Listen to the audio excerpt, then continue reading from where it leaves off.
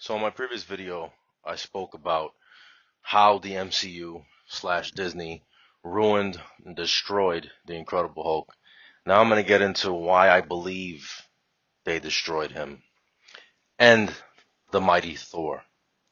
Now, some people are going to, listen to this video, watch this video and say, oh, this is, it's a right-wing conspiracy. You're one of those guys. It's not that deep, bro. It's not that deep. Yes, it is. Yes, it is. And I'll explain to you why.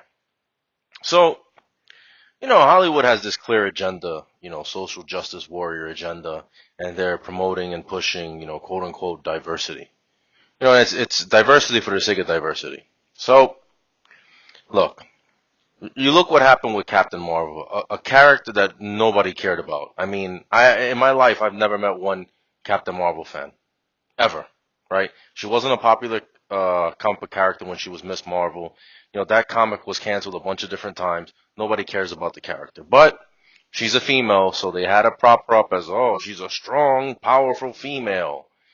You know, and of course, they have to make her stronger than everybody else. Okay? So there's that.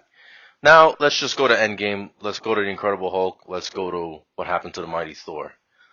Thor had this great character arc throughout his movies where he finally became the king that he was meant to be. He finally knew what it was to be a leader, to be a man, to be the son of Odin. All that was completely ruined this last movie. He became a fat drunk who was just nothing more than comic relief. That's what they made Thor. Now, why is that? Well, I believe the reason is because Thor represents everything that these feminists, these social justice warriors hate. A strong alpha male, particularly a strong white alpha male who's a leader, who's a king. They hate that. That's exactly what they hate, right? That's like the devil, or what they would lead you to believe, right? So it's interesting how they completely destroyed that character and they made him a joke. Now, look at the Incredible Hulk, who became this passive guy that he didn't want to fight, and he learned to control his rage. And with the stuff that they're pushing, they couldn't have a guy like the Incredible Hulk who gets angry and then he just kicks everyone's ass. They can't have that. They can't have that strong alpha man. They just can't have it. So they made him this fucking soy boy. That's basically what he was. And I covered in my previous video. They made him a bitch. Straight up. There's no way around what he became ultimately. And isn't it funny how all the females were very strong and brave and alpha, and you look at that final scene with Captain Marvel and Wasp and all of them standing together and Pepper Potts and like, oh, we'll protect her, she's not alone. I mean, it was so fucking cringe. And again, it is part of their agenda. It's not part of telling a great story. It is part of their agenda. That's what people need to see.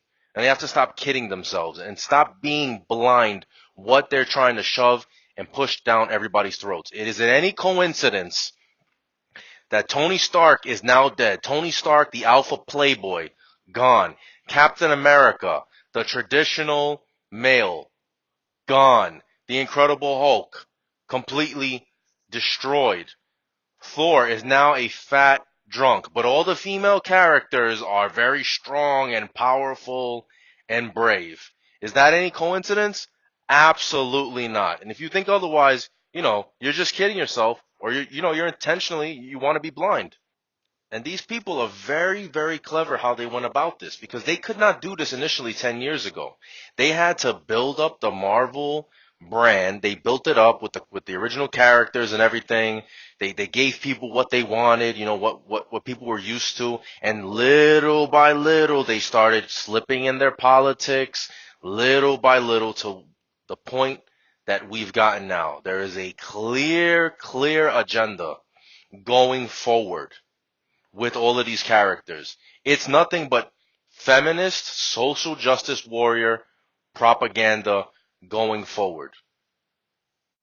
You have now Valkyrie is the queen of Asgard, which is a joke. Captain Marvel apparently is going to be the leader of the Avengers. That is a joke.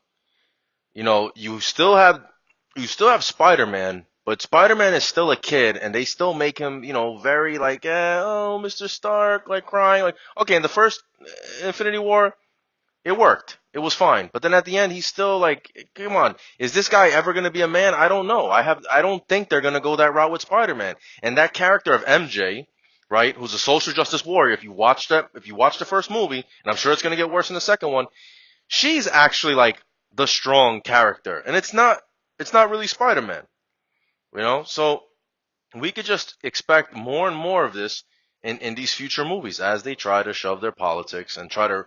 Essentially, what I believe is that they're trying to reprogram everybody, and probably they're trying to reprogram the new generation because the older guys like myself, we're not gonna go for this nonsense, but they're gonna try to get the children and reprogram them on what is right and what is wrong. The leftist agenda is right and everybody else is evil.